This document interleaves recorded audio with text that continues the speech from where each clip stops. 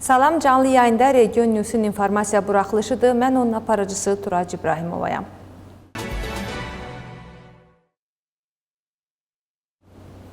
Marneuli Sakrebulosunun qərarı ilə əlilliyi və ağır əlilliyi olan insanlar üçün əlverişli imkan yaradılacaq. Belə ki, lazım gələrsə, onlara bu insanlar ilkin yardım alacaqlar. Belə ki, məbləğdən bir dəfəyə təmin istifadə etmə imkanına malik olacaqlar. Bugün dövlətin müraciəti əsasında Sakrebulonun qərarı ilə Rustaveli küçəsində 463 kvadrat metr torpaq sahəsi mövcud bina və tikililərlə birlikdə özəlləşdirilməyə verilib.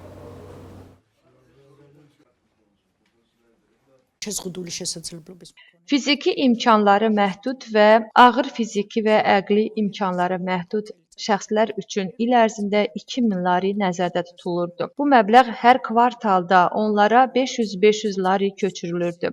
Xidmət rəhbəri dedi ki, bu praktika özünü doğrultmadı. Çünki sağlamlıq haqqında elə şəhadətnamələr gəlir ki, 500 lari yetərli olmur. Ona görə də qərar verildi ki, 2000 lari bir dəfəyə köçürülsün.